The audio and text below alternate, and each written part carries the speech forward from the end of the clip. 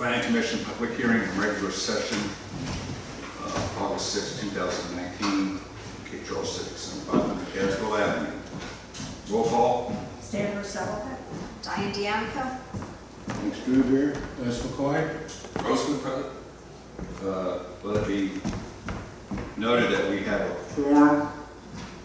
First order of business is a public hearing. Cape Charles Town Planning Commission will hold public hearings today, 6 p.m. in the Town Civic Center, 500 Caswell Avenue, Cape Charles, to receive comment on the following. 1. Proposed zoning map amendment to amend the Harbor Area Overlay District boundaries. 2. Proposed text amendments to zoning ordinance Article 2, Section 2.9 to add definitions. 3. Proposed text amendments to zoning ordinance Article 3, Section 3.9 for changes to the Harbor District. 4. Proposed text amendments to zoning ordinance Article 3, Section 3.12 for changes to planned unit developments. 5. Proposed text amendments to zoning ordinance Article 8, Section 8.7 for changes to the Historic District Review Board membership. 6. Proposed text amendments to zoning ordinance Article 8, Section 8.20 to require Town Council to adopt and amend the design guidelines. 7. Proposed text amendments to zoning ordinance Appendix A for changes to the subdivision ordinance. The Planning Commission will hold a meeting immediately following the public hearing to consider the request.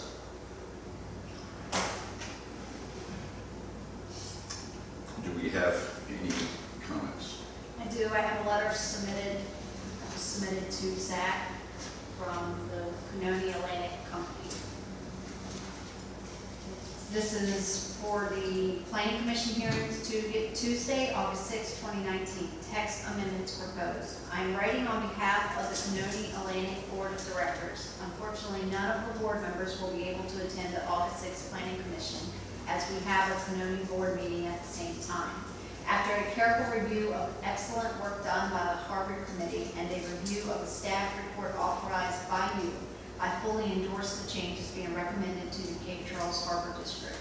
As the Canoni Board has demonstrated in the past, our desire is to work closely with the town of Cape Charles as the 40-acre parcel rail yard is developed.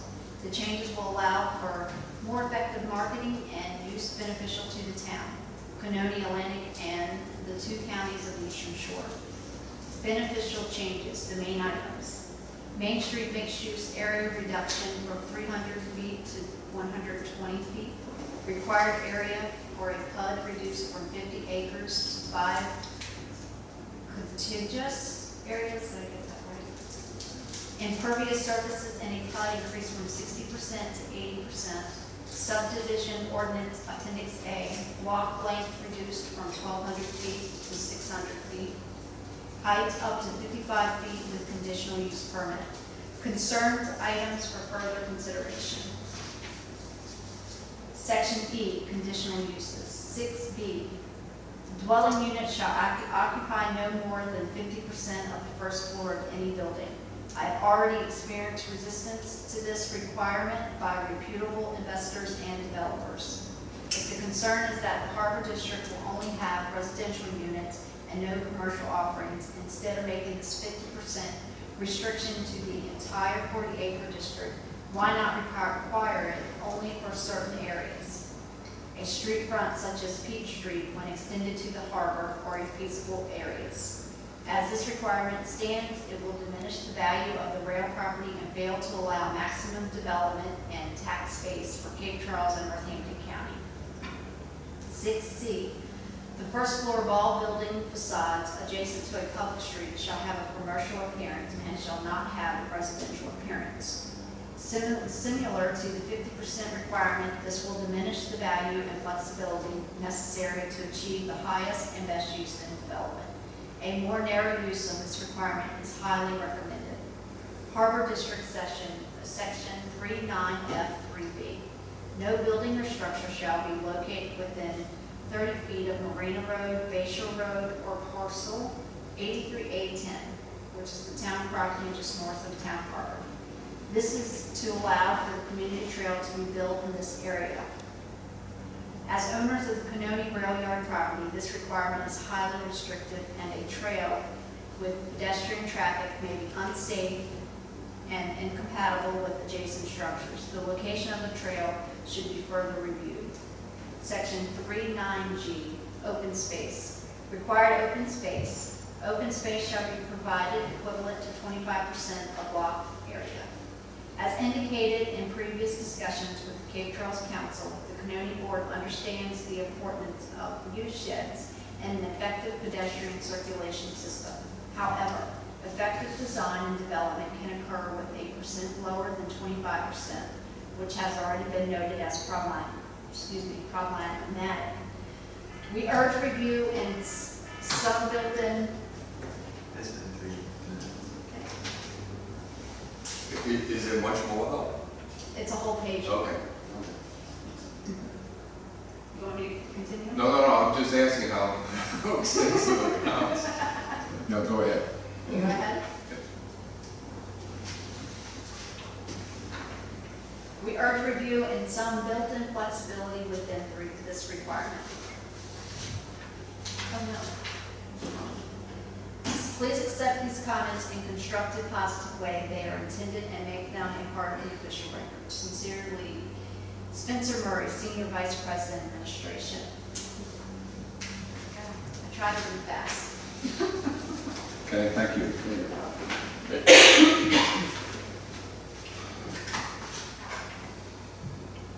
That's all the comments. That's it.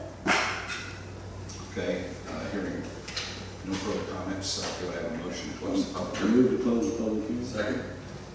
All in favor? Aye. Opposed? Okay. We will now stand for the invocation of pledge of allegiance.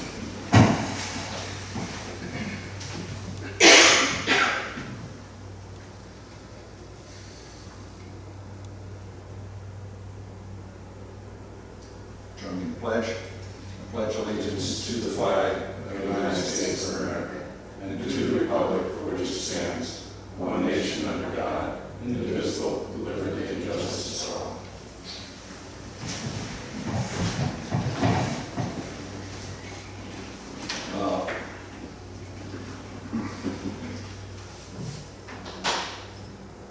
Do we have any public comments? I do not. The consent agenda. Because we got a lot to cover tonight, I personally would like to take the unfinished business portion, which is the review of the parking, and put it at the end. All right, because I've told you before, 8 o'clock is, so we got a lot on our agenda, so I just make that proposal.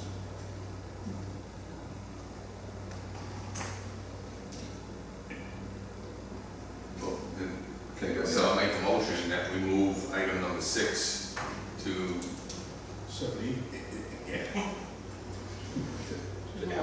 or just before 8. Okay. Okay, Yeah, 7. 7 will become 6, so. yeah. Okay. Okay, got a motion on the floor. Any discussion? We have a second. Second. Okay. Any discussion? Okay, all in favor? Aye. Opposed? Okay. So, approval of the minutes. Any comments? Changes, corrections?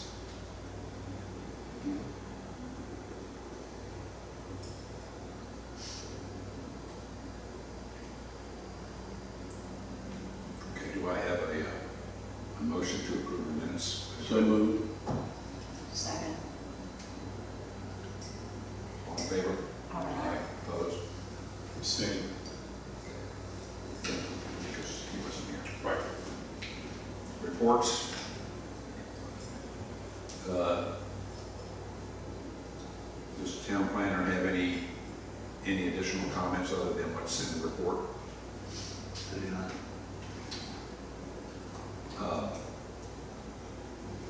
I saw the thing on VDOT. I heard that VDOT had given something about the proposal. Is that's not in there? It's not in here. I mean, the proposal that we sent forward about the parking. Is that true or not? I haven't heard any. Okay, Yeah, all right. Okay. Any of the commissioners have anything they want to report? No, just to clarify what you just said, Mr. Chairman, You're saying the parking for Mason? Is Yeah, that- the thing that we submitted, Okay. that the town submitted to VDOT for reversing the reverse and the additional. Did that include the engineer's plan with that, or just Oh, no. the intent? That was a full application, yeah. Okay, so it had the engineering, okay, that's what I wanted to know. So we haven't heard from No- Nothing's been heard back. I have not. Okay. So that thing in here on VDOT may even extend it further.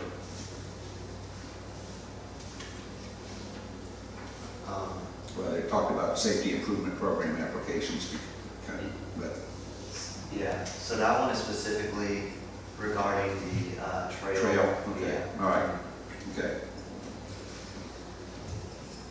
All right. All right, if there's no other further comments on the reports, we'll go right into the new business. And the first item is the comprehensive plan update. I gotta get to it here. I hope all the commissioners had a chance to read this. Three of the commissioners were involved. I'm sorry, wait a second. Okay, here we go. All right, so I want to thank all the commissioners for coming out on July the 25th. It was a great session. 50 people. Was that the count? Okay, so it was great. Good dialogue. Thank you for, everybody should have gotten an email back yesterday on that. So,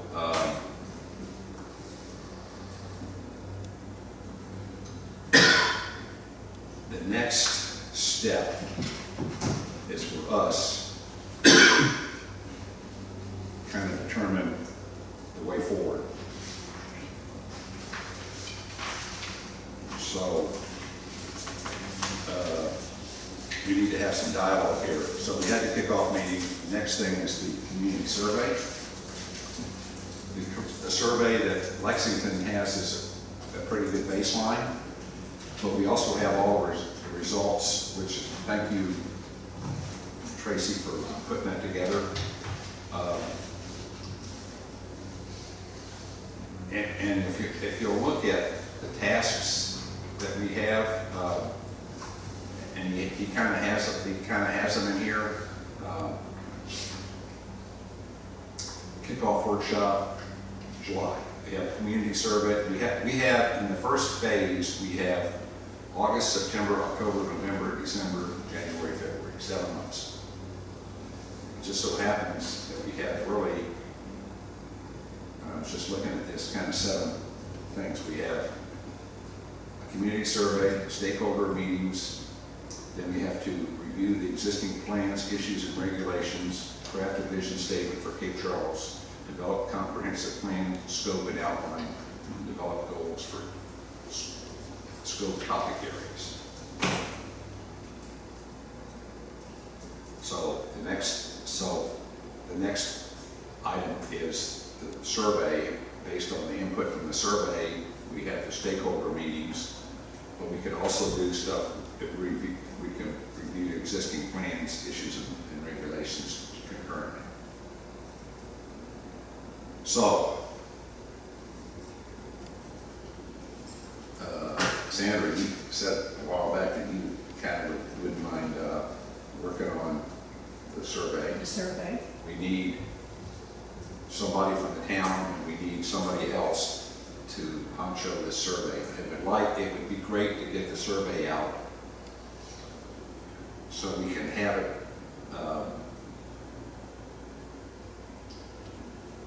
if we could have it for the next meeting, have it, you know, so we can look it over, so we can get it out after that, because it's going to take some time to get it out. You know, we're talking September now, so it would be mid-September before we even get it out. So, is that doable? Probably have to meet a committee, if we could get we got somebody on the town, one other commissioner to work with you. I would work with you. Okay. That's fine. I can do that. I got some background on this because we did it for Main And Street. there were a couple people that in town offered it out. It doesn't, we can have people in town help. That's great. Okay. But is that okay with everybody, that the plan would be to come back here in September with the survey and for us to massage it and hopefully approve it so it can go out shortly there? Has there been any decision made on how you're going to get the survey out to people? Well, that's going to be part of the process. We'll do it. We've got,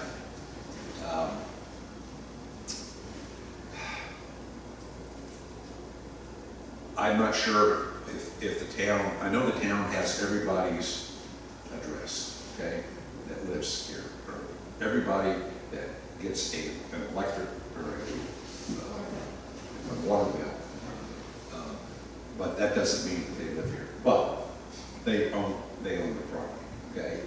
So we could either send it out through the utility bill, so that would have to go out, and, you know, here's the problem with that, is that the utility bill normally goes out, now it's going out almost at the beginning of the month. So we wouldn't be able to get that out until October. So but I don't know if the town has a email listing of homeowners. I doubt it. I doubt it. We've tried, and I know they put it on there, but not a lot of people. Okay, well, we could also put it out through social media. We could put it out through the Gazette. We could put it on Facebook, social media. We can put it in the happenings. We can put it in the Mirror. We can put it in the Eastern Shore Post and solicit comments that way. I mean, a link, when we say in the Eastern Shore Post, I mean, we can put sort of like a little blurb in there and say, you know, we have this survey and please go to the following link or go to the Gazette or something. You have to pay to have an Eastern Shore Post, but you could have a public announcement in there that tells you that. Okay, don't put the full survey. Right. If we did it that way, then we could also have some made and give them to some of the businesses. Main Street, when they did their survey, they took copies to all the eating establishments in town, and they have a box there, and made a note that says, hey, you know, butcher block paper and said, town survey, you know, take one and drop it off. And get that. We could do that. I would think that then we could, as a last resort, we could put it out. But, you know, it's going to take a whole month extra to do that. And if we could get 200 to 300 responses, we'd be doing great. Now, is your common denominator though a person's name or a person's address such that multiple submittals are not made? And a person from my house only submits or, the wife separate? Well, Some separate? we could, What's wrong with the both of you? No, I'm saying you need to come up with what is a denominator that you'll be able to differentiate one submittal versus another and discriminate against people some that people just. put in 5 or 6 things, you know. Yeah, you get some people that are bent on one particular Yeah. thing, and next thing is stuff in the ballot box, so to speak. So that's all I'm asking. I'm not here to decide on it, I'm just saying, think along those lines. That's a good point. But I thought too, we were bringing up different groups of people that we wanted to get to. And one Well, of we them was need, like we need, renters. for example, well, again, it's open to anybody. No, I know, but, okay, so there's two things I'm thinking about. Renters, so if it's in the name of the people who own the building and they live far away, they're gonna get it, not the renter. And the second thing is, if you are a business, you may not get the water bill, your landlord. No, but that, so- now, that's what you see, now you're thinking if we send it out through the mail. I don't, Well, I was thinking the water bill, well, water, see, that won't go out till October, right. and we'd be way behind the power curve. Don't forget, we got some Christmas time, holiday time in this thing. And I'm just saying, if we can do it the other ways and try to rely on that. And I mean, even going to, like, going down to Heritage Acres and giving them hard copies there, and going over to Seabreeze, and the same there. If it's at the restaurants, renters, this is open to anybody, so they could do that. And I think we can get it. If we do this, and we'll talk, that'll be part of the process when we come back here, on how it's gonna be distributed. But I think we can get the folks if we advertise it. I think we definitely need to make sure that the business owners, not building owners necessarily. Oh, but no, I business understand. owners. Well, I mean, like I said, we can take hard copies Mhm. and distribute them to the businesses, and also, I mean, hey, Right. we can do it. All right? Mhm. Okay, so is that okay with everybody? All right. It says that, then the follow-on will be the stakeholder meetings.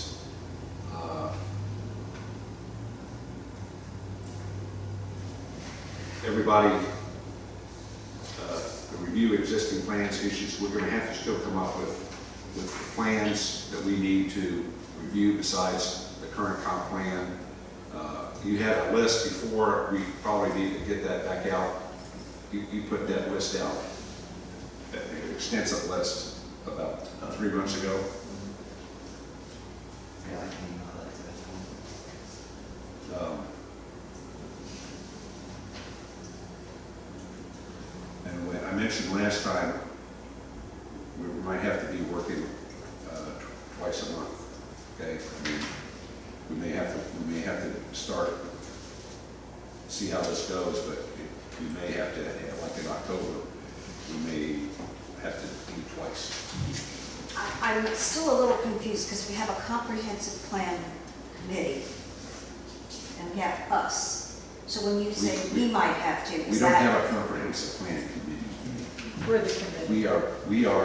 We have us and we have the staff. And we have one person from the AMPDC. And she has only been contracted for 7 trips, 7 times. So, but we can have additional people. I mean, if we want to have a committee, if we want to make committees up where one of us is on a subcommittee that's comprised of residents, renters, whatever, that's fine. You know, and that's where the stakeholders are going to come into play. But you can't, part of the survey is identifying the stakeholders. Even though we did this thing, we identified stakeholders, and we know who this, we know who the stakeholders are, all right? So, but we need to get them involved. We need to get those involved. So, I'm totally, I mean, last one, we had no involvement. I mean, nobody came, we had maybe public hearings, and we'd have maybe 2 or 3 people show up, period. If we go to another meeting, would that be a work session meeting? Open to the public, but no one from the public could talk? Are you talking, okay. For us to have a meeting, for us to have a legitimate meeting, you have to have at least 3 commissioners, Right. right? Right. If you don't have 3 commissioners, we can still have it as a workshop, and you can still have, it's like that harbor committee meeting that we had. So, Well, I guess what I'm saying is I would prefer to have at least one of the meetings be in the form of a work session, because I feel there's more give and take when we don't have an audience. that's basically what the second meeting of the month is. That's what I meant. Okay, good, thank you. And there's give and take on both sides. So, if we're good to go with that, I asked all the commissioners here to review the topics here and the schedule and formulate your thoughts so we can discuss those at the next meeting. Is that asking too much? All right? And I mean, we're open here. Like Diane said, if we want to have a work session and we have for a specific purpose and we invite people to participate and to be on those committees, be part of that, that's fine. I mean, you know, we need the public input from this. It's their plan. Can you be very, very specific about what you want us to do for the next meeting? So, I want you to look over the phase tasks. So we review the existing plans, any issues, regulations, and then if you have any questions that pertain to that, and then your thoughts on input from the public, like work sessions. But the way this should go is, if you have we did our workshop, we got some valuable input, which we ought to be able to formulate the community survey from that, plus some other information. Once we get that in and sort through it, we're going to ask the stakeholders. We're going to take it out to the stakeholders. Have sessions with the stakeholders. That would probably be in a work session type of affair, and then get their input. Meanwhile, we should be reviewing any existing plans, issues, and regulations. And then the next thing would be to craft a vision statement, and that's on us. And then, based on all the input that we would have received to date, we would come up with a scope and the outline. So the outline would be an outline of what the plan entails. We have there were two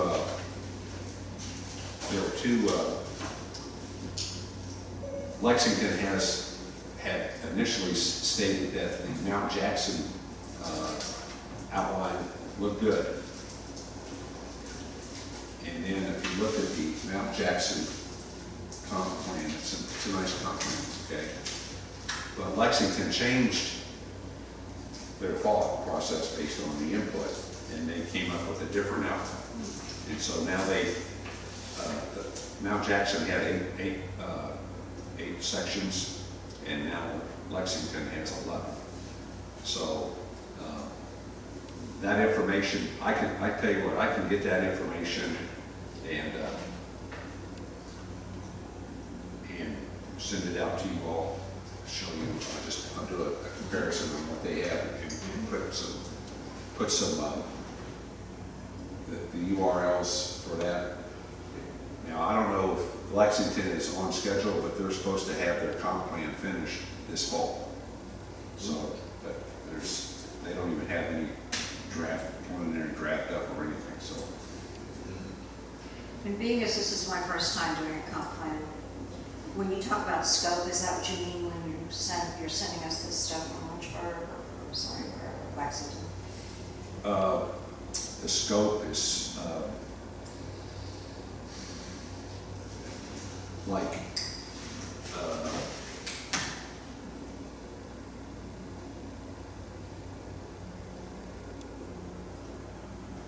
I guess you would say, okay, we have mandatory things that we have to have in there. That's it. But how detailed do we want it? If you look at Mount Jackson's, theirs is very succinct and to the point. It doesn't have a lot of verbiage in there. I mean, verbose verbiage like ours does. I mean, it does. And you would have said, if you had seen the 2009 comp plan, it was even longer.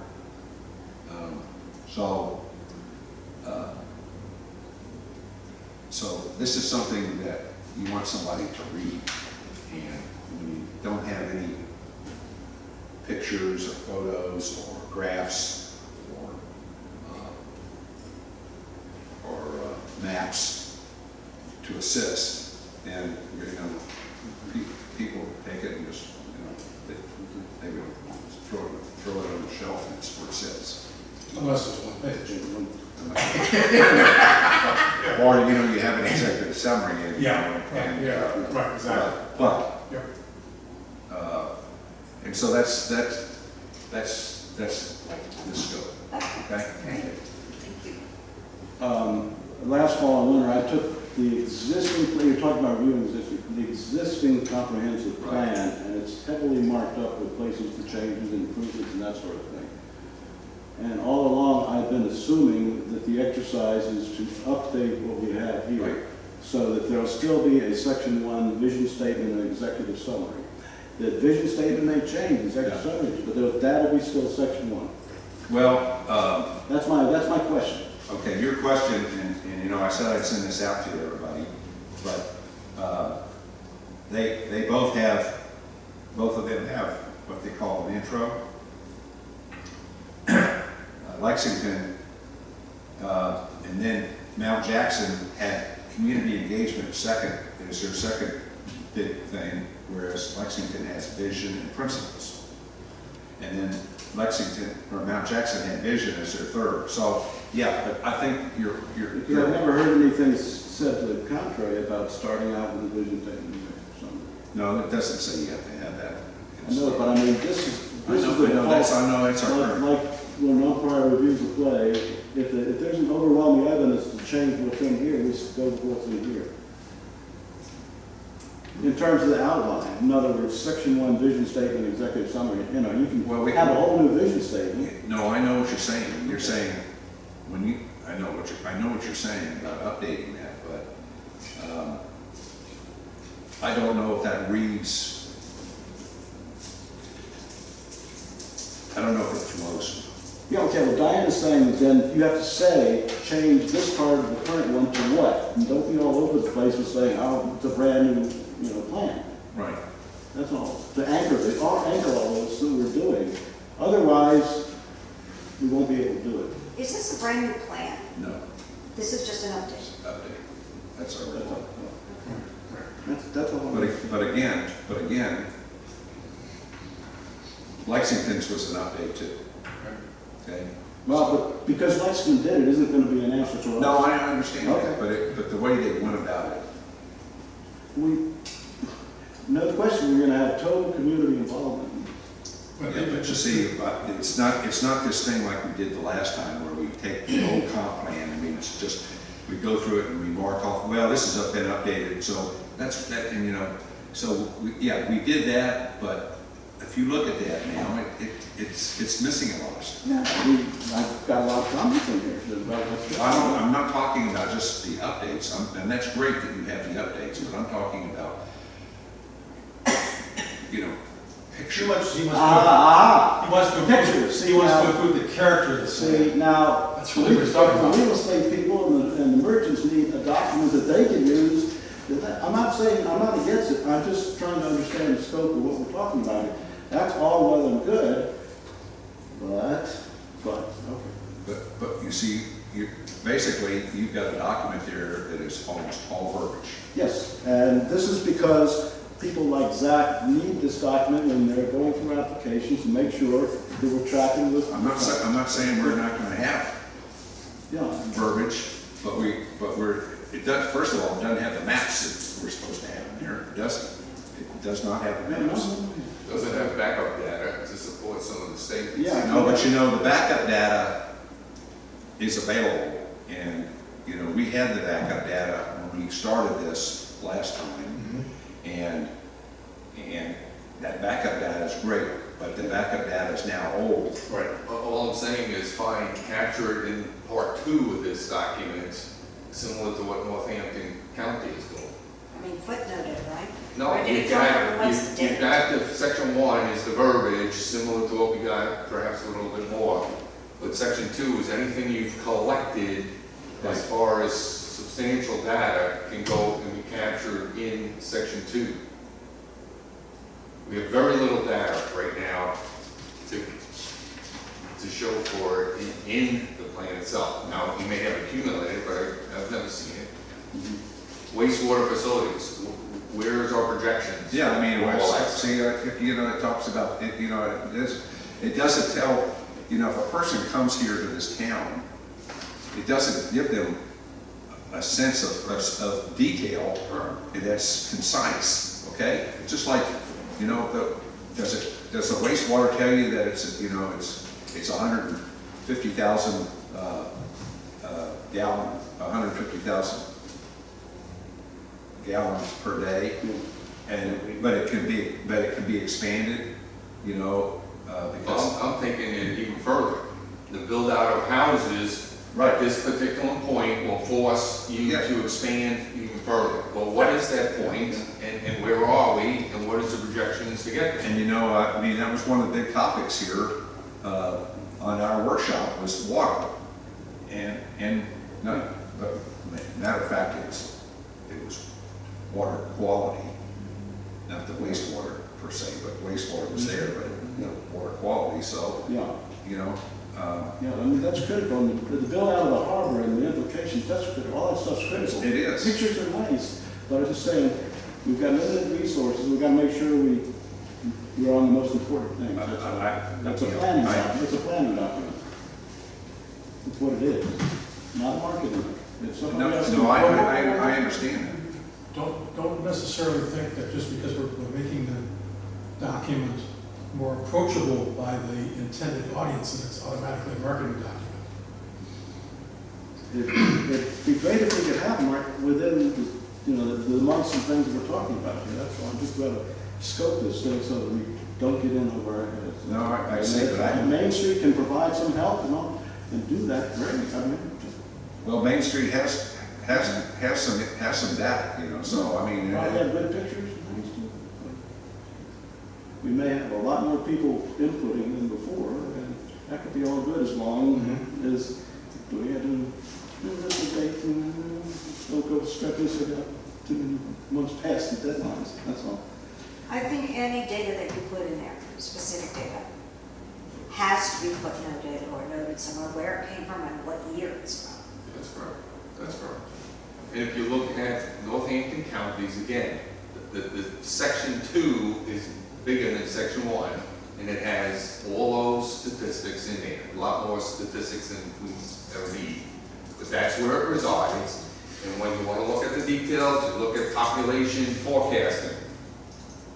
You get all population forecasting, but when you go to section 1, it just talks about population and where it's going.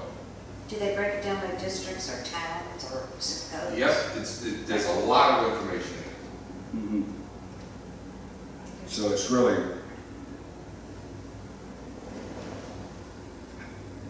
this is what they're looking at for the new, This is what they have existing, and they have acquired another company to come in and redo it and re-engage the public. okay. They're redoing all the data in section 2. I don't know to what Updating that. degree, but it's gonna cost $100,000 to get there. So that's not really timely for us, unfortunately. That is correct. It would have been nice to have it, and we need to check base with them to see what they have collected and what is applicable then to Cape Charles.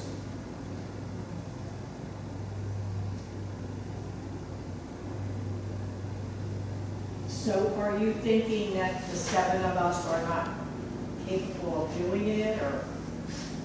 What's the it? What's the it? It depends on what you define as it. I mean, developing a new plan is basically what we're Sure, we doing. can develop a new plan. What's Are we the it? not? What's the plan? That's the thing we're trying to get our arms around. I mean, Lexington is not this plan. No, but their scope, the way they went about doing it was pretty well thought out. And they had, of course, they had help. They've got a university there and 8,000 people too. I mean, we can find some people to help.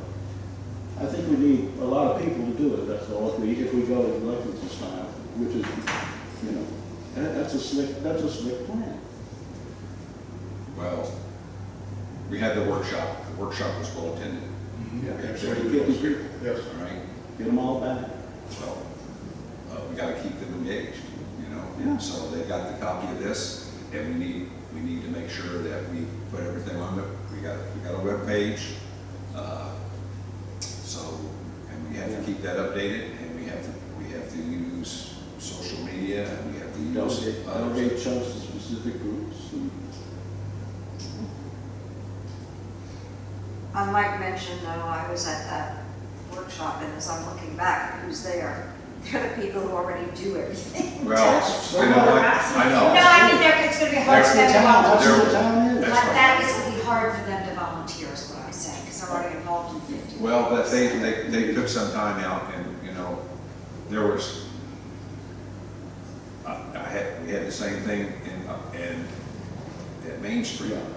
There are people that we have not touched that probably would like Yes. to be engaged, you know, and so we need to get out to them. And people that couldn't be there for some very good reasons and all, so there ought to be more opportunities like that. But after 2 or 3 times, you'll know who really is going to be the workers on this thing. One idea that comes to mind is, based on my experience with the FBI Citizens Academy Alumni Association, for your survey, down towards the bottom, you might consider subjects where people can contribute their time, and with a checkbox for each one, to your point. Okay, so let them identify themselves to us. Okay? Good point.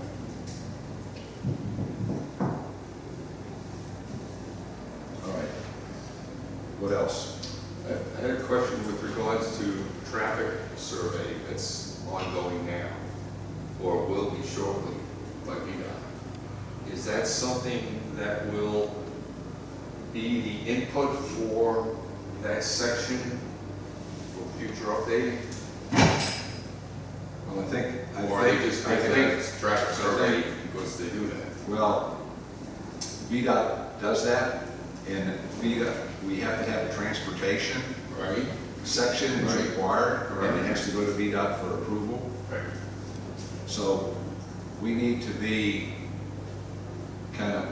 we kind of let ANPDC do our transportation thing, and they got with VDOT, and VDOT provided all the information.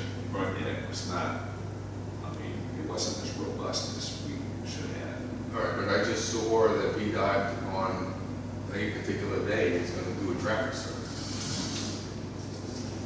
Near term, right? Or August? I remember, I can't recall. Well, that, I mean, we had it done, when we did the transportation piece to the last one, it was almost at the very end of Yeah. the plan. Okay, all I'm asking is, there is one being conducted right now. Well, that's good, but that probably needs to be it's gonna have to be updated for our plan, because that we're talking All right, about. so that's my question. What is the tie to the comp plan and will be of any use to us once it's finished? It might have some initial help for us, but Okay, right now, there's no tie to the comp plan. It's just they're doing their own thing. Okay, so That's it's all I cool. wanted to know. you know, because, hey, yeah. All right. One final thing, I've been here 4.5 years, and this town has changed so much in the last 4.5 years.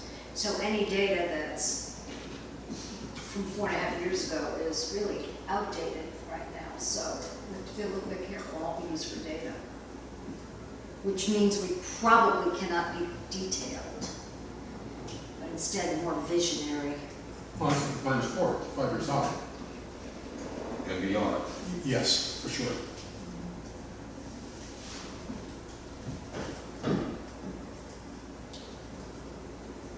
Okay, so I owe you all, matter of fact, I'll put 3 things in there. I'll put our current outline, and then the other 2 outlines. And then we can discuss that. Okay? Sure. All right. Now, was there an update or result of our meeting last week of all the questions people asked? Everybody should have gotten an email Yeah. from Tracy yesterday. It came out. Yeah, Let's see. those things are Right here, and it's Just a minute. it's also on the website. The last one I got said, it's coming out soon. No, we got it. We got it. I got it. Came out on Monday. I got a copy, Oh. okay? Came out yesterday. Came out. You Before can't 9 read it. o'clock. That's- She I prioritized it. put everything, I consolidated everything from this speech. This is what we're looking for.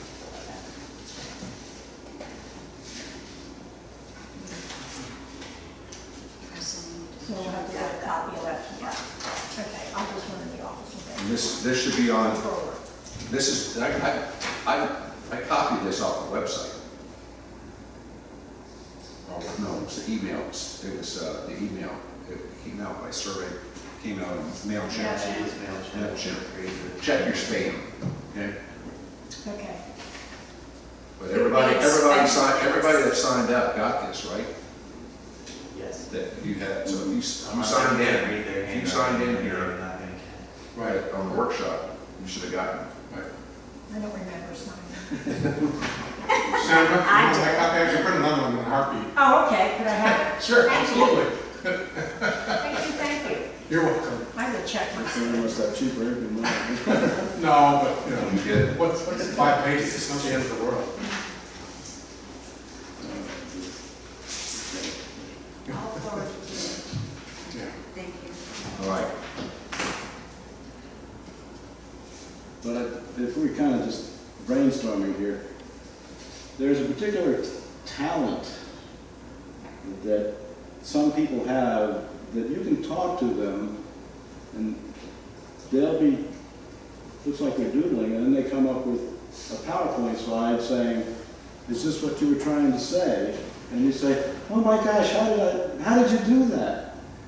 And They're called visionaries. it's just a skill, and those kinds of things in plan would be a neat thing to have, but the person in our organization that did that was totally unappreciated and left for lack of any kind of, thank yous or kudos. But I told her when she was working with me, this is incredible, you're running the organization, because basically when the director would talk to her, it was her expression through PowerPoint that was the end, and the director's words. But, so all I'm saying is, if we got that kind of stuff, let's take advantage of that and not overlook it, because that's an important No, I skill. mean, So, hey. if anybody knows how to do that. There's some I mean, my daughter smart, does, there's some I know smart that, people, but there's some I don't. smart people out here, okay? It's just, Let's pick up on that, yeah, okay. okay. Anything else on this?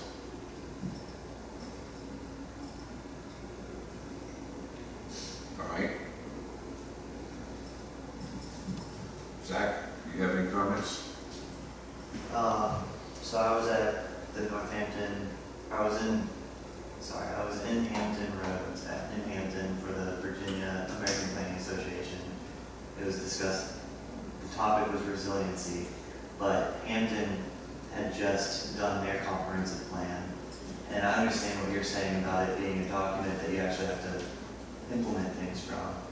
But I also think it's important what Bill is saying, that it needs to be, if you look at any master plan or any comprehensive plan that's created now rather than 5 years ago, 10 years ago, they're very visually appealing and you have a lot of, They need to be, keep people's they attention. have the words, but they create graphs for easy, like, oh, this is what you're talking about, here's, I can read more for the Paul Grossmans of the world who want that data, but then there's That's people right. like me Well, who just want to see, yeah. what is this saying? Give it to me straight. Yeah, I So- totally agree, and if that talent is out there, let them take over. That's, that's fine with me. I mean, you're right, I think I mentioned that a couple of weeks You're ago. not a PowerPoint ranger? Everything is video now, music is all video. So it's not about the voice and the quality of the song anymore. So, All right. yeah, We'll, I hear what you're saying. we will, Okay. it will. It will work. Yes. We'll- All right. Okay, thanks, Zach. Anything else? Okay, moving right along then. Now we have 7B, which is, Completely different topic, yes. which is proposed text amendments that we just had the public hearing on. So the first one is the proposed text amendments to the zoning ordinance, Article 8, Section 8.7, Historic District Review Board membership. So the document that you have in there is the current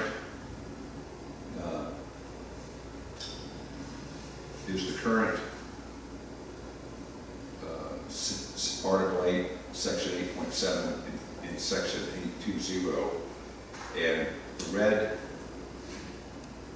is what. So it currently consists of 5, which they want it to go to 7 citizens, at least 4 of whom shall be residents of the local historic district, and 1 member must be from town council.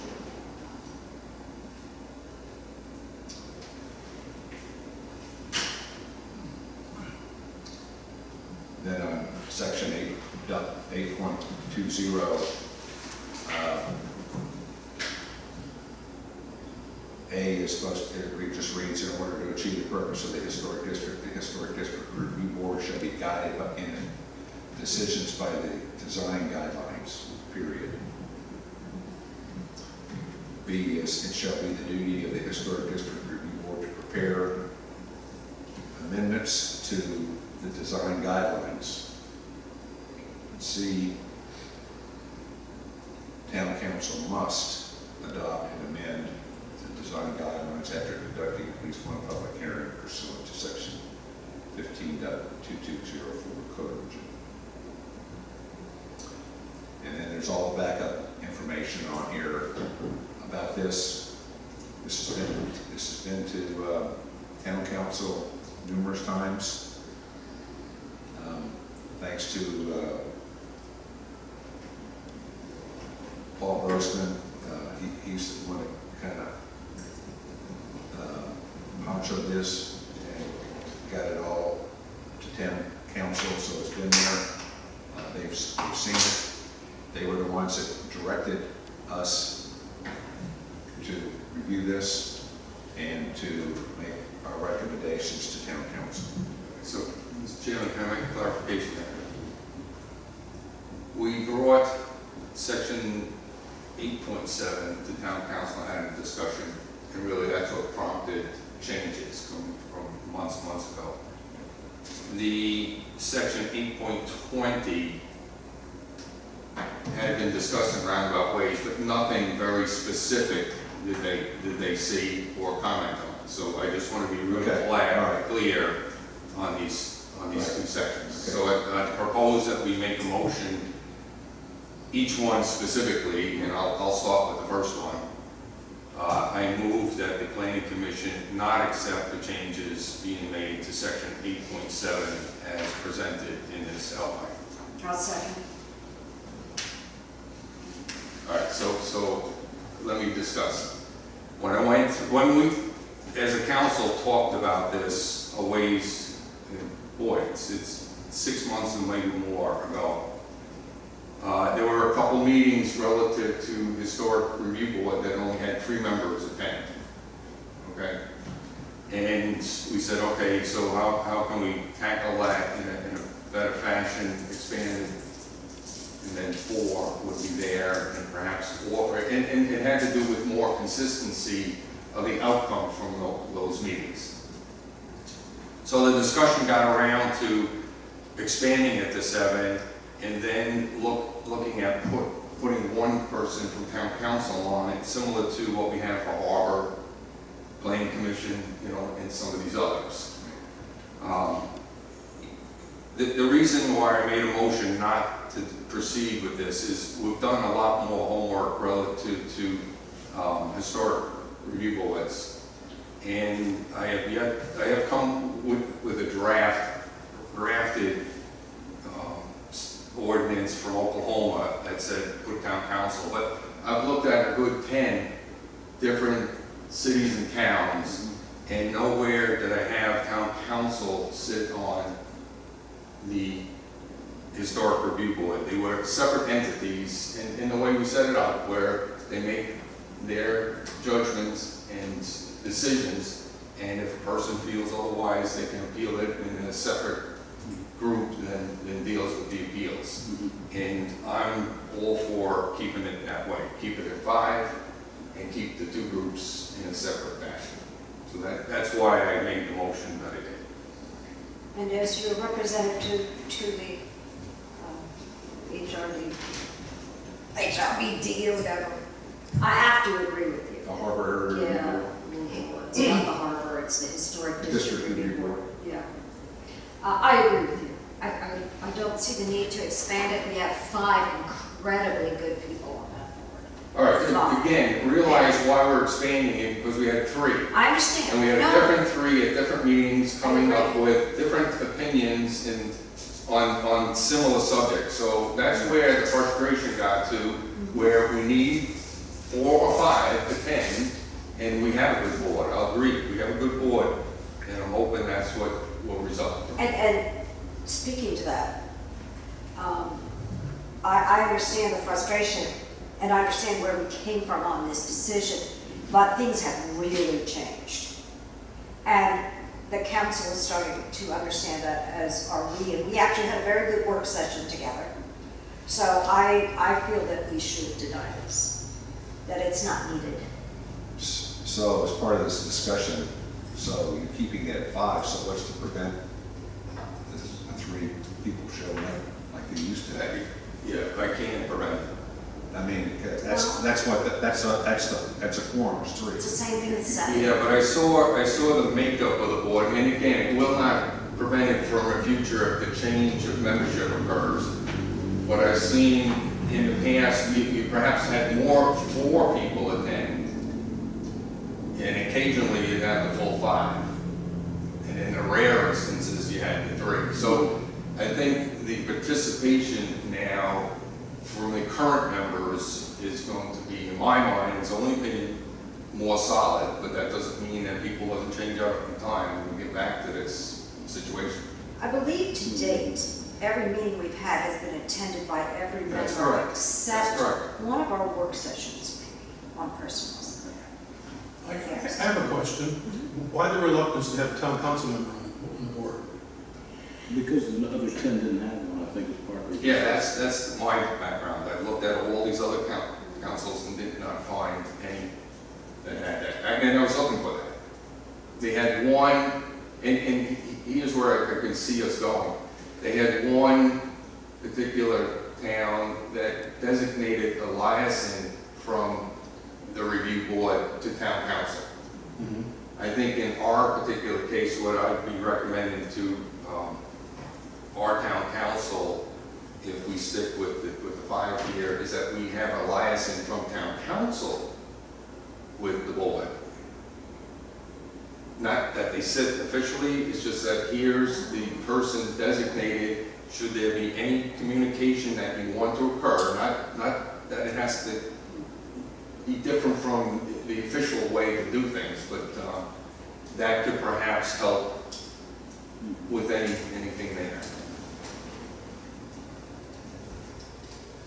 Or as a compromise, so to say.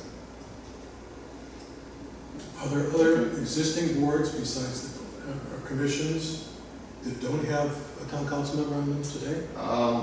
Wetlands, I don't think has town council. Nor board of zoning appeals. Board of zoning appeals. Harbor board, is harbor board? But the Harbor harbor does. review Harbor board does. is- Okay. I'm okay with that. And what's kind of interesting is when you look at Harbor, Article 9 and Article 8 for historic, they're 98% words the same. The approval process on guidelines is different and the membership is different. Now, how they had discussions back years ago to get there, I don't know, but it's very odd that those two aspects were different.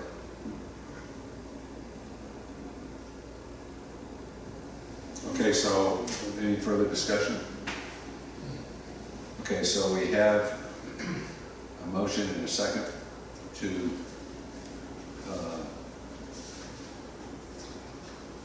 leave the 8.7 as it was.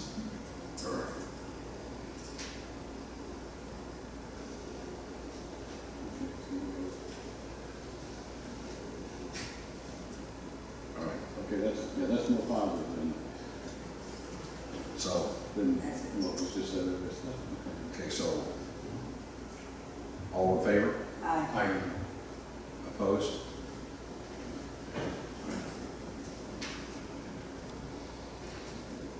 All right, so along those lines, for section 8.20, design guidelines, this is where we want to, what is being proposed is having town council involved with adoption of any amendments to the design guidelines. Currently, unlike the harbor, they have the ability to make changes themselves, go out for public comments, and then amend the guidelines.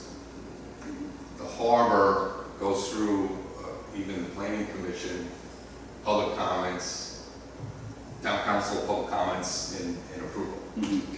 So here, all we're interjecting is town council needs to be involved with the adoption and ownership of those particular guidelines. So my motion is to accept, and section 8.20 as amended. And is this for future, or is this to be voted on the current guidelines? Because they haven't adopted the current guidelines. That is correct. So is that what you want them to do, adopt the current ones? Well, eventually we'll get to the point of the minute you make an amendment or a change, we're going to have to come back to the table as far as adopting it all. Yeah. But the current ones will be grandfathered in, and this Well, pertains no, to we're them. going to have to come to the table and say, town council, for whatever is presented in front of us, is on board with what's written. So at this point, the Historic District Review Board is in the process of rewriting the guidelines, more in keeping with the Secretary of the Interior and current historic preservation knowledge and beliefs. So the first one we put out there, then the current guidelines would be adopted as well as that? Is that what you're saying? No, whatever you amend. Whatever we Let's just amend. say you scrap what you have down, come with a new set of guidelines. Well, we're coming at it in pieces. It doesn't, I don't care. Okay. Whatever you bring to the table is going to have to get the blessing of town council before it's adopted. Yeah, okay. anywhere from a tiny amendment to a complete new set of guidelines. And set it for a That's the public whole hearing. thing. Open for it. It could be any of that. All right, so I made the motion. Okay, do we have a second? Second. Further discussion? And again, I've gone through a number of ordinances and I see city council or town council adopting these in the process. So that's why I don't have problems with this. Questions? Discussion? Okay, so we have a motion and a second to approve the changes as written. Right.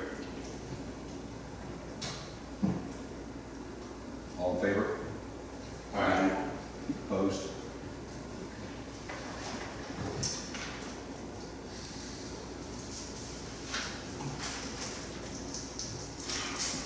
Next item is proposed text amendments to the zoning ordinance. Correction, proposed zoning map amendment to the historic harbor area overlay district. Proposed text amendments to zoning ordinance, Article 2, Section 2.9, Article 3, Section 3.9, and Section 3.12, and Appendix A, Section 5.6. Okay, so this, let me get to it. This is what three of us at this in here worked on. So with the harbor committee, and this is what we proposed and came up with as a group. And I'll just to go over it again. There were two members from the Planning Commission, myself and Mike. There's two members from the Harbor Area Review Board, the chairman, Ralph Orzo, and Stuart Smith. And then two town council members, Paul Grossman and Cedar Birch. And we met numerous times and provided our input to, we finished up, town plan was at every one of the meetings. And we provided the input to the mayor is the one that called this, and we provided him an overview, and then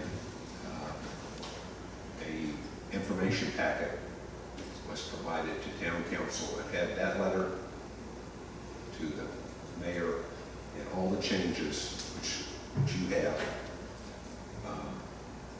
for just for informational purposes last month. So but we were basically told to take this to a public meeting, which we did, and then to discuss it and either approve or disapprove the changes. So why don't we take them one at a time? The proposed zoning map amendment to the historic overlay. So that's just that's the pictorial. What page is it on? Okay, it's on page 60. It's on page 69. Jeez. Okay. The question I have for that aspect is the staff report talks about the harbor committee agreed to these boundaries. I don't recall the harbor committee meeting Right. on that, so my question is, what does that statement mean? So we, I mean, if I recall it, we specifically looked at this exact image and identified this is what we're going to use it. No, okay, so I guess my clarification here is the harbor subcommittee Yeah. on Yeah. rezoning, not the harbor district. Review. Okay, Right. That's what I wanted to make sure is, Well, the one thing I had, this is what it was that was presented to us. But with the changes that we have in here, this is going to change somewhat, correct? Isn't that dark red there? Isn't that 300 feet? Well, so how this map is shown, it's from the Cape Charles Harbor Area Design Standards, so that kind of master plan, the design standards for the harbor. Right. It shows 3 different zones. Right. Mm-hmm. But we're just looking at the outline of all of it. It's gonna be one color, not 3 different colors. Just one black line showing a boundary of anything within that black line, which is the outline. Yeah. So Okay. pretend it was all gray. Mm-hmm. Anything within that boundary would have to go to the Harbor Area Review Board for approval for a certificate of appropriateness or a certificate of development. Okay. How much of it would go to the historic review board? We're not discussing that right now, but as it, Well, I know you're not, yeah, as it's but there are currently some shown, places where it says it goes to both boards, as it currently which is confusing.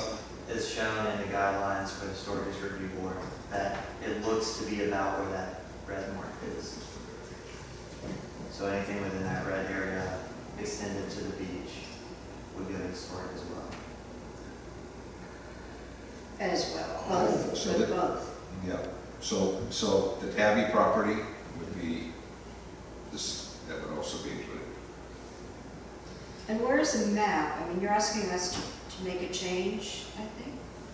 So there is no map, that's why we're doing this. So as I've come into this position, it's standard procedure that the historic district overlay would be shown on the zoning map, along with the harbor area overlay would be shown on the zoning map. we actually make that statement. We do, That it's in the The zoning map ordinance. even says it's there, when you look, it's not there. It's not there, and there's not really good documentation as to where that is. So that's why we're going through this process, to actually make it legally, this is where to make it legal essentially. So this is just going to what you're saying is just the outline of the whole thing. Mhm. Nothing else. So Yeah, it's just. it's just one color. This is another map that is impossible to deal with. You say we just want to do this black line around the outside, but it really is so difficult to tell where that black line would be, because I see that it'll be up at the top where the red is. Yeah, but that black line it will be south of Mason Avenue, okay? But south of Mason Avenue, does that include the buildings that are already there, or is that behind those? Everything is south of Mason Avenue is in here, whether it's existing or not. South of Mason Avenue, from the midline of Mason Avenue? Curve, I think they're probably a On curve. the curve. And that is in both districts or one district? That portion would be overlapped with the historic district overlay. Wow. I looked over the guidelines and the standards for the Harbor Area Review Board. I assume that that is what they would use for this area. And Yeah. what if theirs are different than ours? So I can look it up. There's a portion within the guidelines, or within the ordinance that states that, I'll look it up real quick and y'all can discuss. And if you have any other questions along with stuff.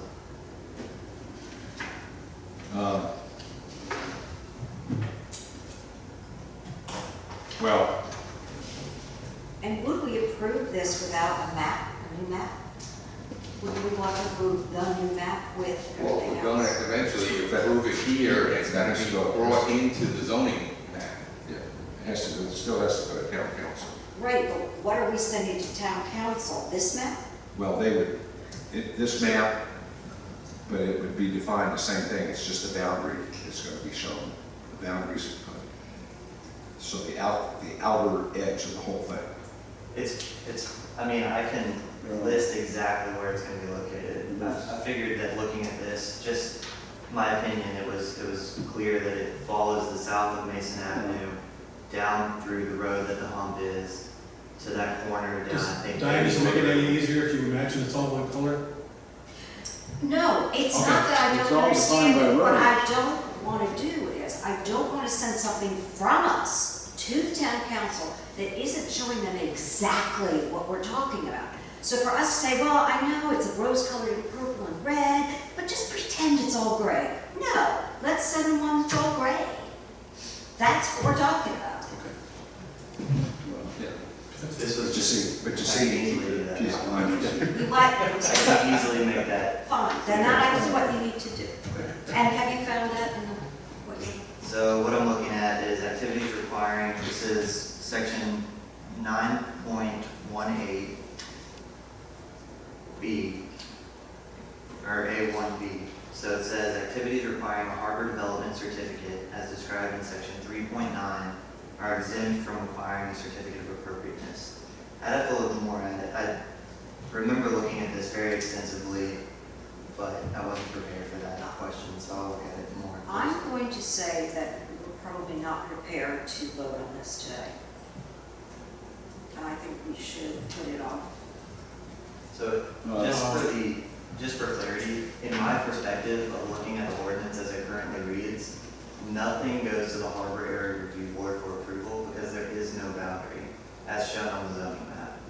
I can't find any document that we have that's been adopted by town council showing an overlay for the Harbor District. It would be like the Historic District overlay, boundary missing. Legally, we can't tell people to go for the certificate of appropriateness, have this board over what you can and can't do there without this map showing where that boundary is. But we're sending this map to them saying this is what we want to do. That's what this is about. But the outline is existing streets and water. Yeah, There's the no boundary is. confusion. No, not understanding. I'm on both of those boards, Harb and the Historic District. So it's really important that we understand the difference between the two, who does this and who does that. So if both groups do it, that's a problem, because we're going to have to decide which one's guidelines are going to be. You could take precedent. Yes, exactly. If the Harbor Area Review Board doesn't have a specific thing approved, area approved, well, it's going to happen, right? So if it's going to happen, let's get it straight now. Let's get the outline straight, and let's get who's in charge of what straight. I thought that the harbor, or the Historic District Review Board was basically, had what we call the Mason Avenue, Mason Avenue, it says here Mason Avenue Transition Zone, but in the document itself, we call it the Main Street, or Mason Avenue Mixed use. mixed use. In this In document. this document, no other. And in fact, we've only just discovered that south of Mason was part of the Historic District Review. We all thought it was Harb, and Harb was actually doing the plans for that. It was going to them as opposed to Historic District. So that really needs to be clear.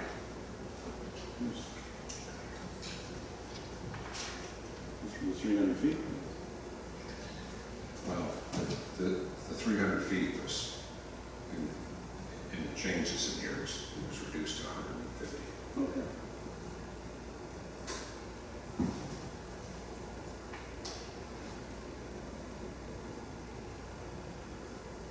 All right, so can we take this as an open item? Yeah. Here's where I can see. Planning Commission needs to walk through this and come up with other comments similar to what you have here. Okay, because two of us have been on this and we're obviously improving what we've got here. The other aspect though is I would offer, based on the comments received and the Board of Supervisors letter, this, in my mind, needs to go back to the subcommittee to address the Board of Supervisors' comments. That's nothing. So we may have to have another, I would suggest another meeting to deal solely with that and then any fallout from this meeting. What is your opinion about their suggestions or their comments, is it up to us to make changes because of that? I don't know, that's what I have to, I just saw it now, and I don't have enough time to think through, because we had numerous, pages of changes here. So cannoli and the board are one and the same? That's what I was wondering too. I should have said board of supervisor, Canone left, Okay. yes. Okay. Cannoni, Yeah, I know the compositions thing, but okay, I was wondering, is that the board of supervisors talking? three of them. No, that's, Yeah, yes, you got okay. three of That's them. Canoni. Okay, well then, yeah, we need It's to- appropriate we need to say we need to heed the Canoni. Okay. But in the end, it's got to be what's best for us and not what makes the most money for community, and that's what it sounds like. Okay, to me. no, Well, some- trust the subcommittee, we've got Yes, no, I that agree. on, yes. Okay, I think it should go back to the All right, but I'm interested in what other comments besides the boundary outline here that you have as we march through the Okay, pages. so let's go to,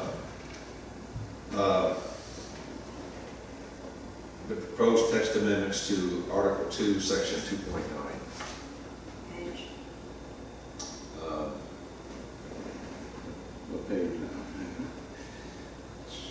Just a second.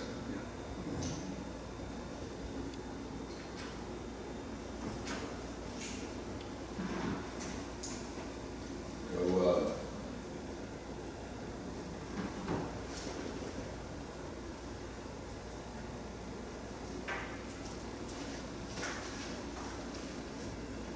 let's see.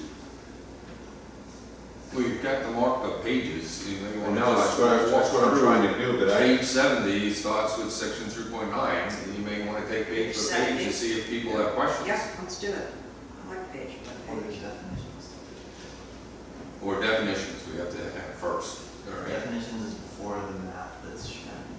In which particular definitions have we added? All of those. Okay. So there was no, yeah, the definitions start on page, 67. I have a problem with proposed overlay district. It says an area where certain additional requirements are superimposed upon a base zoning district or underlying district to a greater or lesser degree. Why do we need those words to a greater or lesser degree? And what exactly do they say?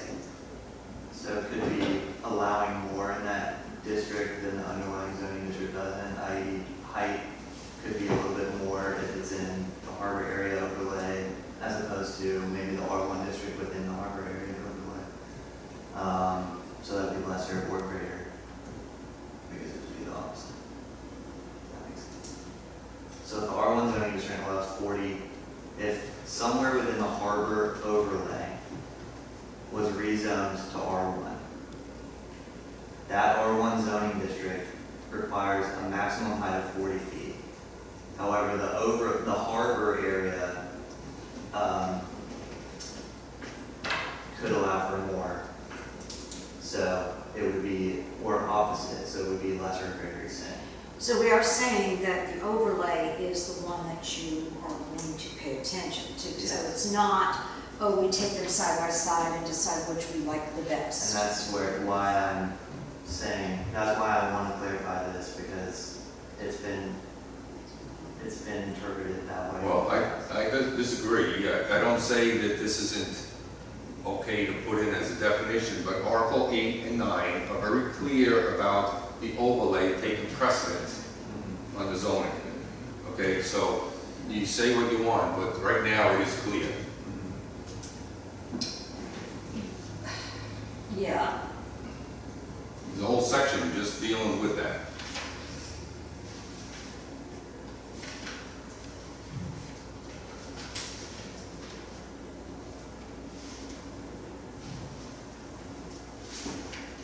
But did you get your question answered? Well, question.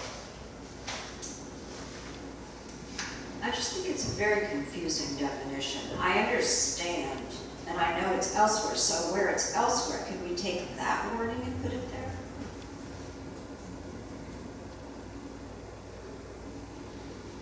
Good. Everyone agrees that needs to change if it's confusing. Yeah. I mean, so this came from, there's a planning dictionary so it's pretty, it's from other zoning ordinances that it gives you like, could be 10, could be just 2, depending on what the word is, but examples from other places throughout the nation that have used this definition. You can kind of take it and change it if you want, but this was just a pretty standard definition for an overlay district. But if it's confusing, yeah, we can definitely change it. And if you're suggesting something different, let me know, I can reword it. Or we can just reword it here and we can go forward. Where's the, Why do you, I kind of like what Diane said here. She said, why do you need to a greater or lesser degree? I don't know. I think you can take that out. That makes it could clear. we take the word certain out? An area where additional requirements are superimposed upon a base zoning district or underlying district.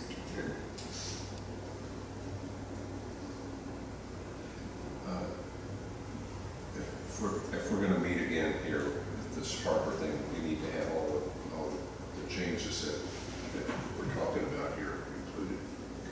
Okay. Yeah, I agree. All right. Any questions on that? Any problems with that? So she wants to take the word certain Yeah. out and take To a greater or to lesser. a greater or lesser degree. So an area where additional requirements are superimposed upon a base zoning district or underlying district. Period. Now, pervious paving, impervious paving is one of my favorite things. But I don't understand what this is. Any paving surface that presents an opportunity for precipitation to infiltrate or percolate directly into the ground. Wow, that's a nice way to put it. It's just saying it hits the pavement and it goes off somewhere. No, it drains. It drains. To infiltrate or percolate directly into the ground. So you're saying the surface itself. Right. Okay. And Percolate's the key word there. Okay. Then why are we reducing the amount of, are we reducing the amount of pervious paving or impervious paving? From 80 to 65 or 65 to 80? We're allowing more impervious surface in that area, Ooh. in the zoning district, to allow for more development to occur rather than less development to occur. This also includes, there's a list, as we get to that section, there's a list that states what exactly is impervious and what exactly constitutes impervious Right. per that section of the ordinance. And do we have anything that says if we've got more impervious area, that there has to be a different way of handling the runoff because of where we are? Right on the money there. Yeah, I was thinking the same thing. Because once you stop taking that into the ground, you gotta find another place for that water to divert to. And it doesn't divert, it stays there in puddles. Right. So I don't want to see a huge infrastructure, but there's certainly ways to handle drainage with plant material and, Yeah, so all plans go to DEQ for review and approval, and they would address BMPs and all that. Yeah, because there's aquifers underneath some areas. I guess. Yeah, Yeah. they would be reviewing it and making recommendations per what, all of those calculations and what they see on the plan or other Yeah. suggestions. Well, they have to build what's on the plan. Well, I understand that, but what I'm saying is, we don't need so many pipes under the ground, putting things everywhere. If we have a way for it, when it hits the parking lot, to hit an area where it slows it down and slowly percolates out and is taken in. So, but you're saying, if the contractor or builder doesn't show that on his plans, then DEQ is not going to address No, they would address it. They're gonna have all the they have to provide, when a developer comes in, they provide calculations on stormwater runoff, et cetera. And DEQ is gonna run those calculations and make sure they hire a professional engineer to provide those calculations. DEQ is gonna review those plans and make sure that those calculations actually make sense and what they're showing on their plans to mediate that problem so that it doesn't cause flooding or erosion or anything like that. If it's not addressed correctly or it's not addressed at all, they're not going to approve those plans, and then we're not going to issue a permit for development until those plans are approved by DEQ. Are DEQ the, Virginia. no, let me finish the question. Is DEQ the implementer of the Chesapeake, or the enforcer for this Chesapeake Bay Act? No, the local governments are the enforcers. Okay, so where does the local government get its input in that process? Well, we probably have stricter regulations in regards to the Chesapeake Bay Act within our ordinance. But it doesn't have to really necessarily do with BMPs and things like that for specific development. It would be more of like, I don't know, but yeah, I don't know. Because that's another piece of the puzzle, but we've got to make sure whatever we come up with, it fits within the boundaries of what that allows. That's my concern. Because, you know, the Chesapeake Bay Act says, you know, how you preserve that body of water out there to make sure it doesn't get contaminated. And it also offers, for those worst case scenarios, when we have major weather events, for a limited time, we can take that excess runoff and dump it in the bay. But there's very strict controls on that.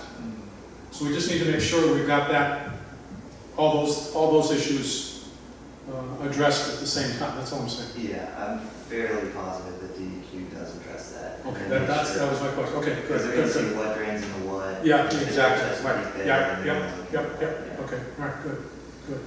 I still don't think my question was answered. If they give us a plan and they show us all this underground piping to send the water somewhere, So they have options for what they want to do.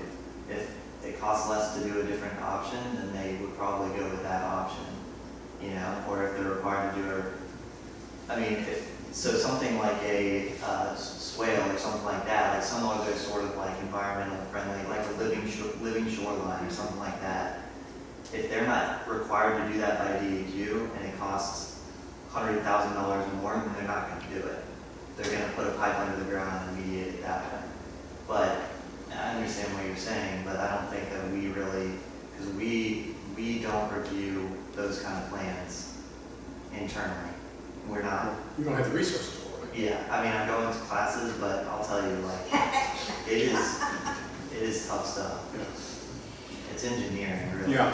but we can't have like a standard or a guideline that says, ooh, Well, we'd like you to try drainage swales and all this stuff. I think, And have DEQ approve what they show, as opposed to DEQ approve.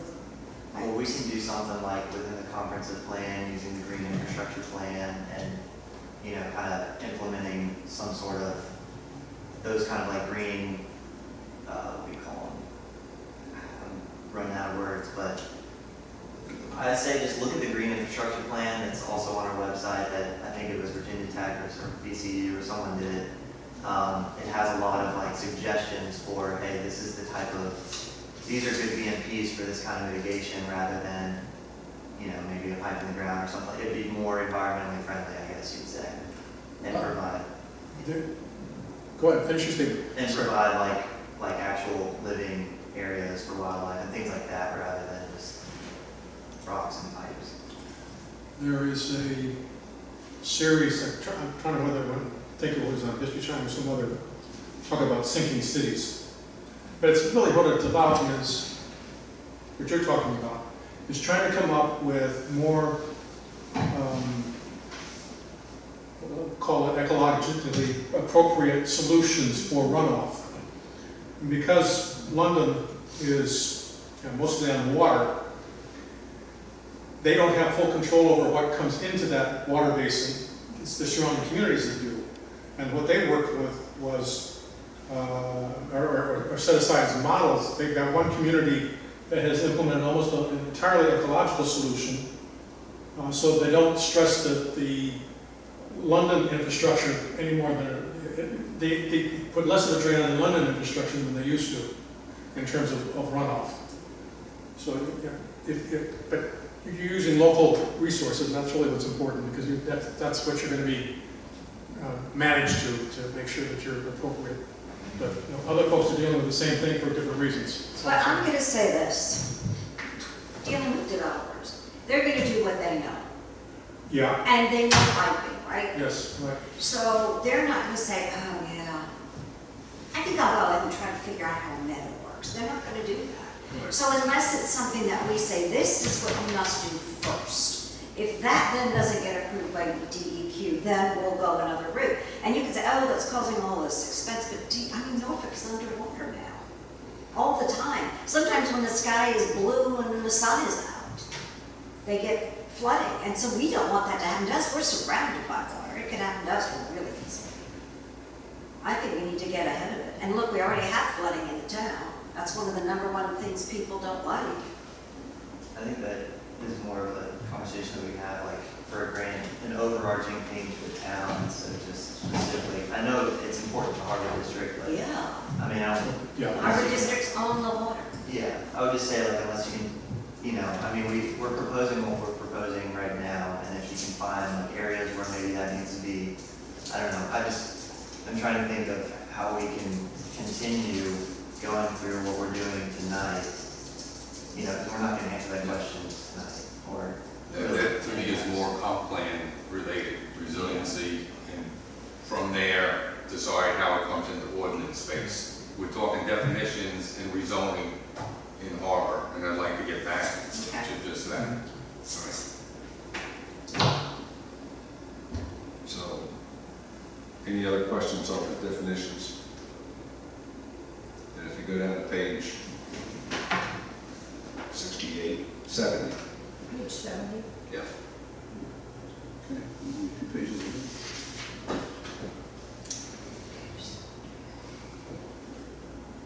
So this is the Harbor District. And so the Harbor District was revised based on what the Harbor Group Committee came up with. So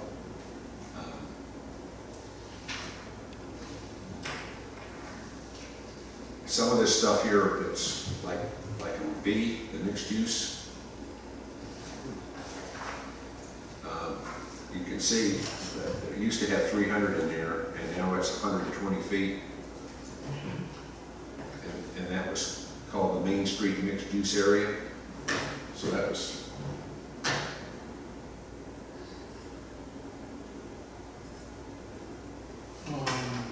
We spent a lot of time working through,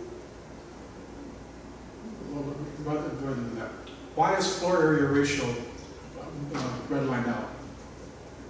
Well, because the floor area ratio in the current document had two different floor area ratios for one for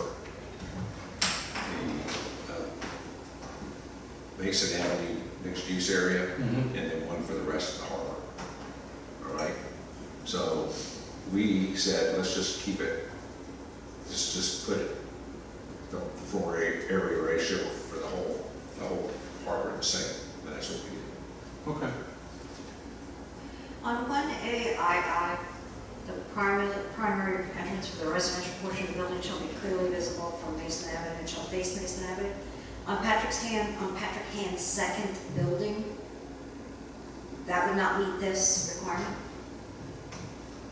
Where are you specifically looking at? What number, or what? It's on page, still 70, page 70, and it's You're talking about 1A with 2 I's. The primary entrance of the residential portion of the building shall be clearly visible from Mason Avenue and shall face Mason Avenue. Yep, that's correct, they wouldn't, because they enter from the rear.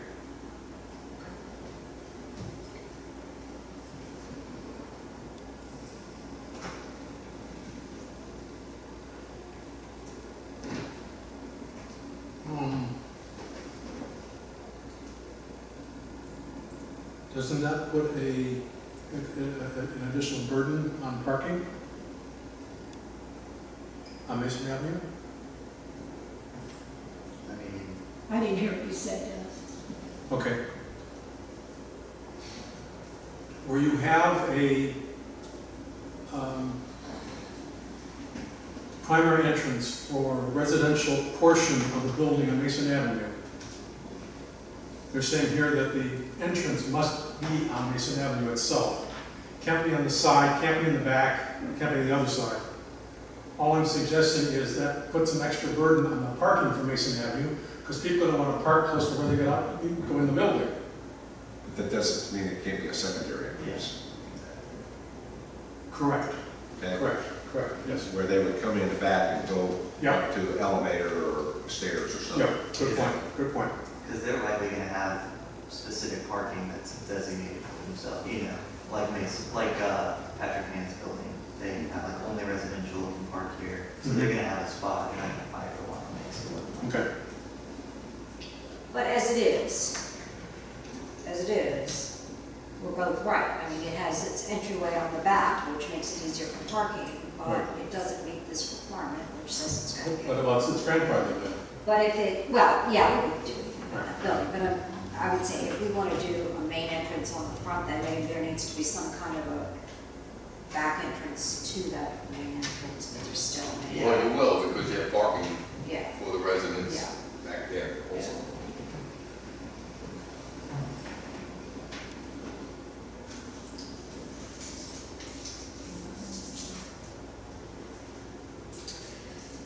Can you please explain to me again, view sheds? So there is a definition in our view shed that's being proposed. There's a definition. So I'll read it to you. Yes, please, thank you. So it says, view shed, the areas of land extending south from Washington Avenue to Bayshore Lane, so south of the harbor's Bayshore Lane, that align in width and angle with the existing streets to the north, including Harbor Street and Peach Street, because they're at an angle, that shall be restricted to only ground level development and their amenities, including but not limited to streets, pedestrian or multimodal trails, or linear parks, so as to maintain the view from the north to the south and vice versa. So essentially what that's saying is you can't develop, so like Strawberry Plaza, there's gonna be a kiosk there and all that, that's fine, because it's not it's not gonna really obscure the development. However, a train car place there really obscures that wouldn't be allowed for this view shed definition. So are we trying to maintain a view of the water? Yeah, and some says, In some areas, and the continuation of the historic aspects that have a north, south, east, west matrix style of streets. Okay. I think the real benefit of the view shed is to allow the street grid from the northern end in the harbor and historic district to extend south if they were to choose to use the view shed area as their street. As to put it, because they can't develop it anyway, so might as well make that as the road. Isn't that only going to be for nectarine and fig? Aren't they the only ones that are going to go No, all the way it's across? peach and peach and plum. Plum, and then there's pine extends a little bit, into the harbor. All right, so there's two streets that go all the way through. Well, Well, right we now. don't know that. Yeah, right now it's up in the air, that's what Well, they're saying that looking. they have to maintain that view shed, so. From all the streets, even if Right. the street doesn't go through, Right. there has to be a view shed. Okay, thank you.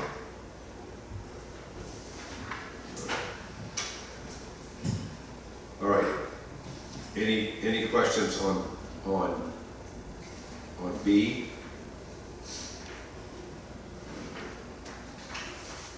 Okay, on C. Okay, so, you asked about the FAR there, Dennis. On number 2, you can see that was stricken. Mm-hmm. Because it said the maximum FAR for the Main Street mixed use shall be 1.5 and up to 2. So we decided, hey, let's just make everything there 1.75. So that's what it says here. So the whole harbor district should be 1.75. Okay? Now, just remember, this is the Harbor District, so this is still a mixed use, this is still all mixed use for this Harbor District, okay? Right. Right. So C, we just mentioned that. D, we had that one little service related, all we only did was put a dash in there. And then everything, keep going down. And then at F, it has the minimum lot requirements and the block length. So that was just, it was talking about Main Street mixed use, so I could put it in Main Street Right. mixed use. Along with 2B as well, F2B.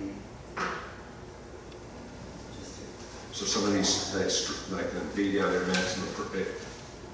So see 40 feet, we already have it in there about that. Are we in lot and height requirements? F, Yeah. okay. So is this an average or is this an actual? No, this is if they used the Harbor District, okay? Right, but it's not, you couldn't say, well, this lot and this lot together, divided by 2, No. makes them a little. It says a lot, each lot is doubled in size at the current lot So each size. lot has to be 11,200 square feet or bigger.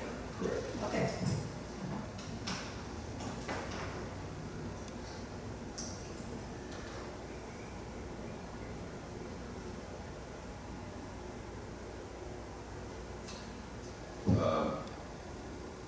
Okay, going back down to 3 setback requirements. You can see we struck that Mason Avenue setback requirement.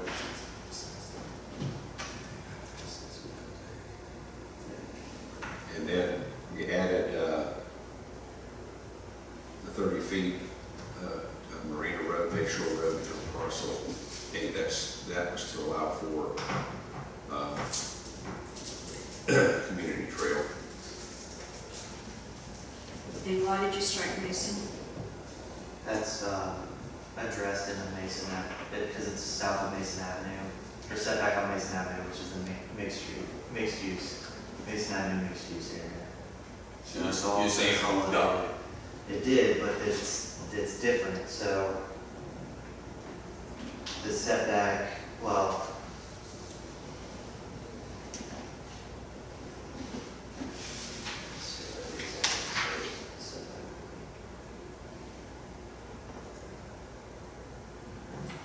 the front setback shall be the prevailing setback or of adjacent properties along the south side of Mason Avenue.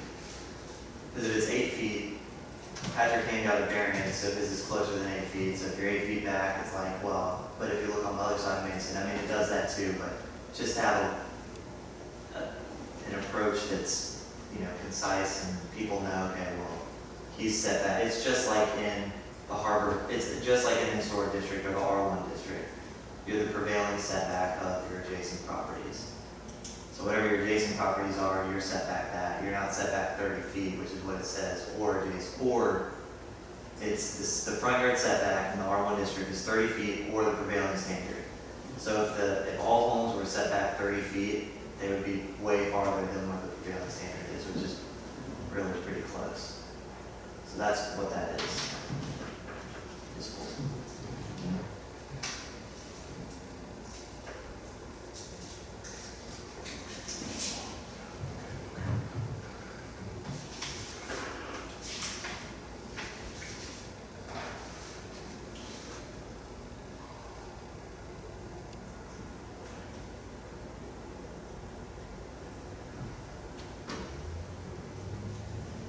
Okay, continuing on, harbor.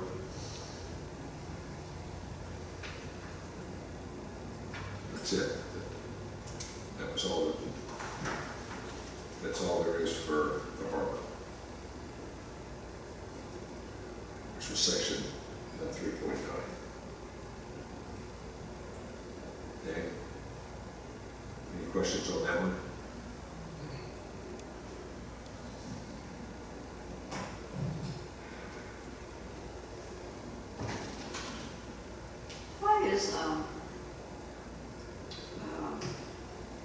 mixture of use, only 2 things. The minimum is 2 things instead of more than 2 different uses. You know, you can do this, this, this, and this, but you only have to do 2. Are you talking about planned unit development? Yeah. Well, the idea behind that is so that it's not just a person comes in with a PUD and has all single-family homes. I get it, why would it be more than 2? I mean, the idea is just to at least make it more than 1, you know? So it can be as many as you guys decide is good for a PUD, but the whole idea was at least more than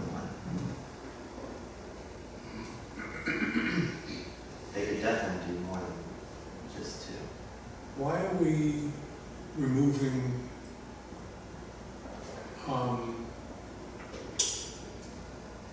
the abiding by Chesapeake Bay Preservation Ordinance, Coastal Primary Sand Dune Zoning Ordinance, Erosion and Sediment Control Ordinance, Wetlands Ordinance?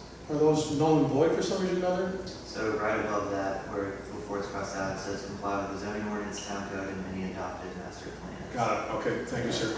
Good, all right. Because that definitely cleans that up. So does that mean then that all of those things are looked at when something is brought in? It should definitely, yeah.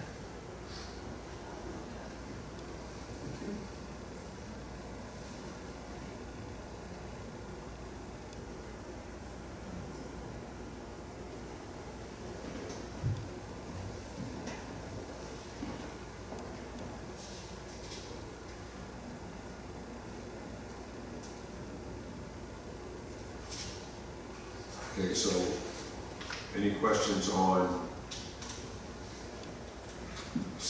3.12 A, B, C, D? Yeah, we went from 50 acres to 5. That's right. Yeah. Wow, Yep, we did. good thinking. Well, it's like that in a lot of places. And so this gives the developer the option. So let's take Air Baldwin. He can do a PUD now, and he can put in his residential, okay? And he can do that. He could do that with Happy property too, because it's greater than 5 acres. This says the intent of this district is to promote creative and imaginative development designs for residential and commercial areas by allowing greater flexibility. What kind of flexibility do you have in 5 acres? Yes, we have different combinations of 5 acres. Yep. I mean, so you're looking at the 40 acres too, so you can really sell that thing for one developer on all 40 acres. Is that right? I mean, they could. Oh, they're not going to divide it up? They can. Yeah. Oh. But So whatever they do this, dividing is what you have to go through for planned unit development, and the good example is Big Creek. All right, so there's a lot you have to go through, and so the onus is on the developer. He has the guidelines, so and so that's what we did to try to help that situation. So, like, how a PUD works is you would rezone your 5 acres to a PUD. And when you do that, if you keep going, it talks about what you need to submit for that. What page? It's like at the very, it's kind of the back area. But we'll get to that. But just an overview of what that is. And so it provides greater flexibility, because if you're just looking at the harbor district, you know, you can kind of subdivide your land and do that. But with this, you can say, okay, I want to take some elements of R1 and elements of, you know, the commercial district and have a little commercial aspect to my overall 5 acre development.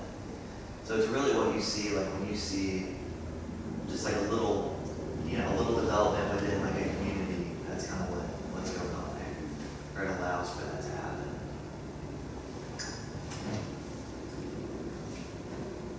Notice the tail end of E coverage, the last sentence.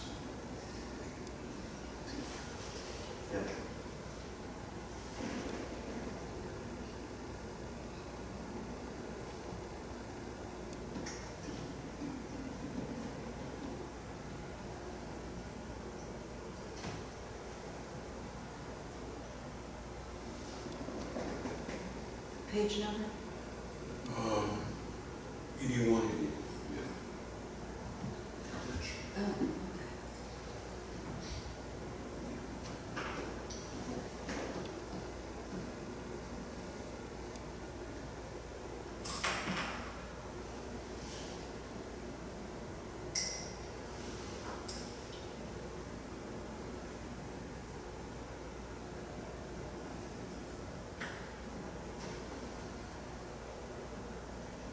Any comments? Being what? Okay, so sure. No, does it? Okay. Yeah, just Okay. want to point it out. Okay. I don't particularly like it. I mean, I think the less impervious surfaces we have, the better off we are. When we say, I'm putting in a tennis court, but, oh, yeah, that's pervious. It's not.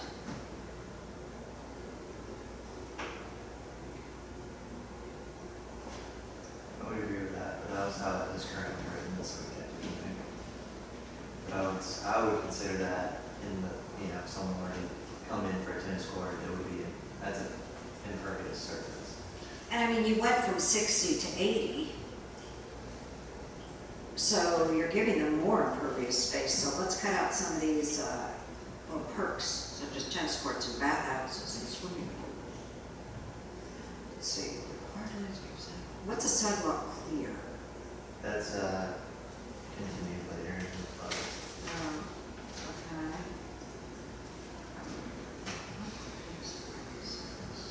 I do think it's weird that it specifically mentions any recreational facilities such as tennis courts, bathhouses, and swimming pools.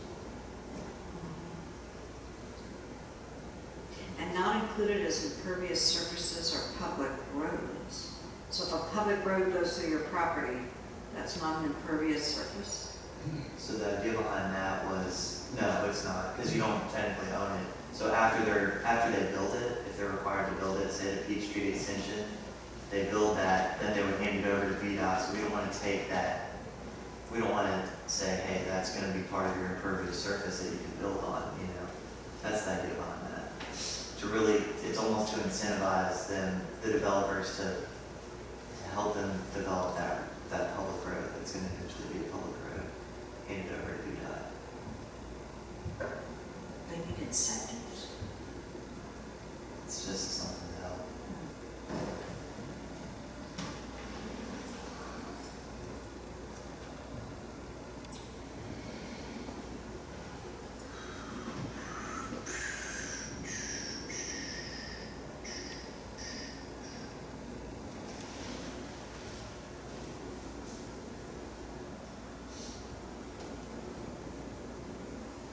As you work on this, is it going to come back to us? Well, we gotta address these other comments so you'll see it. But let me tell you, we want to get through this, so it'll take whatever it takes, but we'd like your comments now. Oh, I agree. But that doesn't mean the comments won't change. That's correct. We Or there'll be additional We may ones. have a subcommittee meeting and say, all Diane's comments we don't agree with. You might, and you probably will. What is the time? Yeah, I noticed the time. I'd like to get through this so we can Okay. Get If you something. get any comments, because, so anything else on the PUD that stood out to anybody?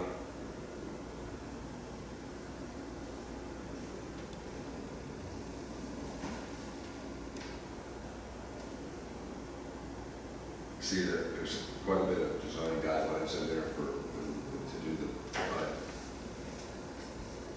And then the big one of C is the L, procedure for applications.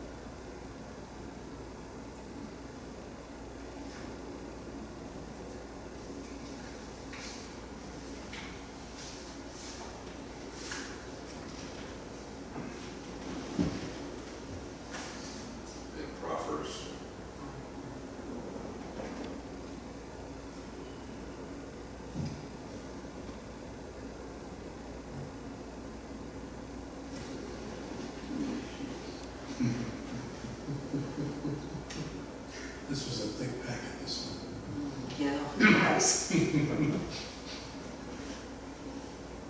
Any more questions on the plan? Okay, if not, we have Appendix A, subdivision ordinance. There's only one change in there.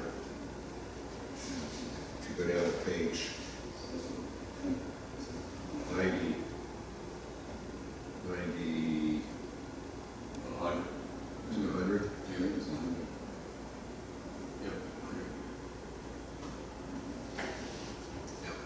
There- Blocks, it talks about view sheds, so respect to view sheds, and then the maximum length of a block should be 600 feet by 1,200.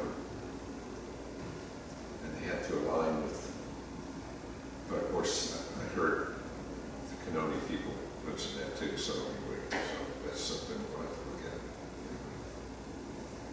But that's the only change.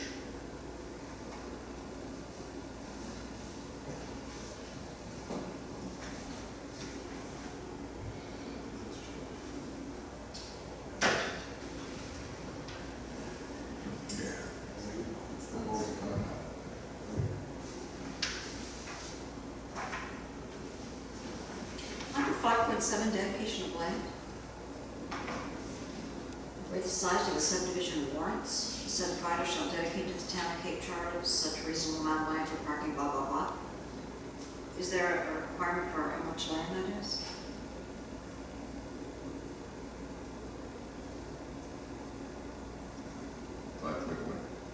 So, 5.7 on It's page. just that from the existing plan, it's not, nothing's changed. Right.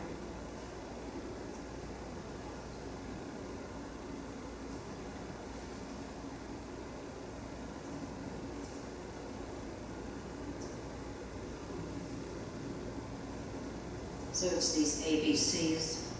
these are the things that the town has to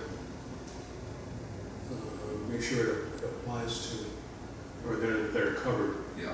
Come in, this is, This subdivision ordinance is this is something that is mandated by the state of Virginia, so you have to have, if you have anything, you have to have a subdivision ordinance.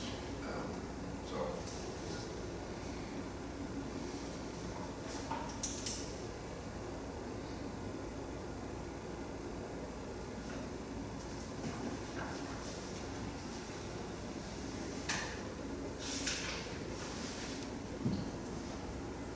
these are basically the rules, the sets of rules they gotta play by to do this.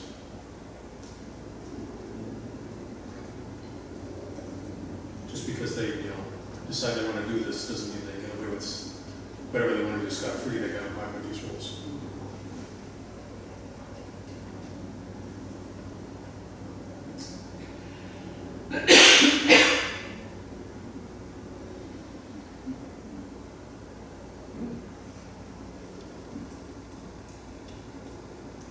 Are we done with this one? Yeah, anything else on the subdivision? That was the only change. Yeah. Okay, so the last thing is two proposed definitions. So this is on the last page. Hardship and variance.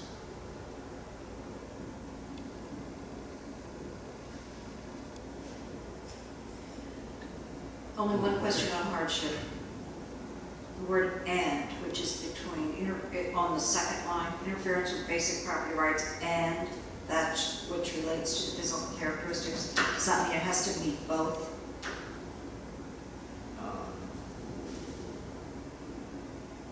Yeah. Yes.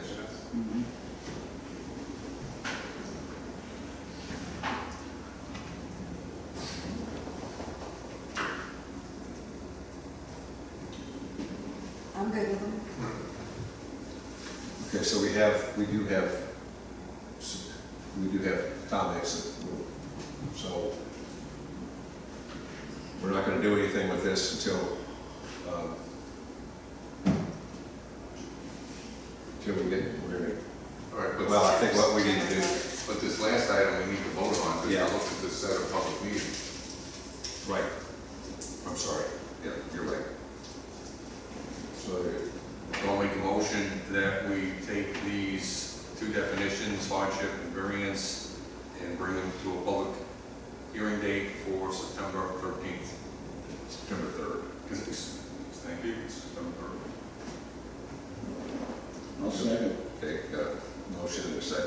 discussion? All in favor? Aye. Opposed?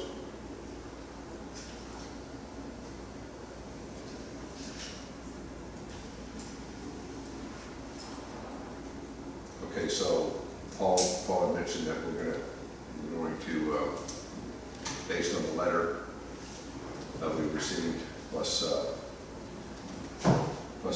comments, and that we've talked about here, we're going to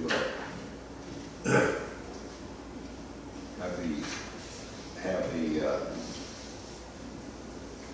harbor committee meet again. So I guess we'll need to set that up separately.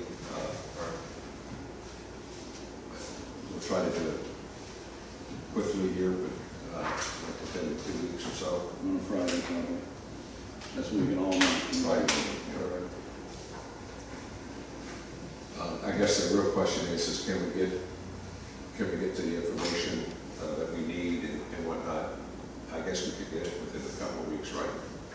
Well, the information you're saying is really the letter that we're looking for. And Diane's Diane wanted to make. Yeah, I can easily Yeah. cut those and get them to you for that meeting.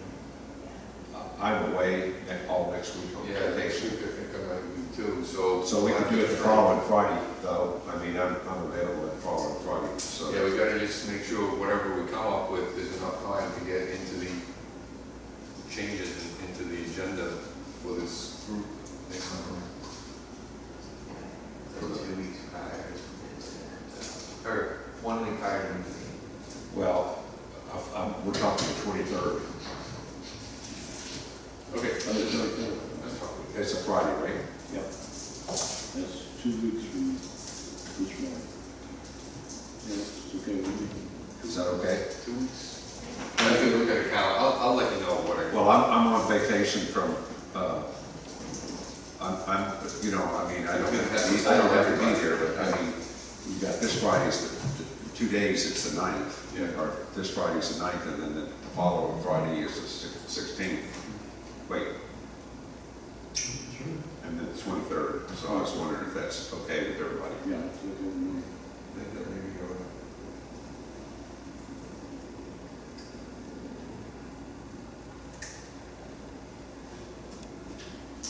Okay? Mhm. Yep. It is late, so we're going to forgo the unfinished business. Is there any other business? Any announcements? Oh, no. Our next meeting date is the day after Labor Day, but in the past, that's been okay with everybody. Yes, So well, I that's- assume that's yeah. still okay. Yeah. Okay. All right. Well, fine. I go to Scotland next day. Huh? I go to Scotland next day anyway. Have a good time.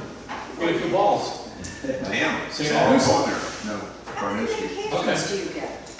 I'm retired. Yeah, me too. All right. Do I have a motion to adjourn? So moved. Second. All in favor? Aye. Thank you all.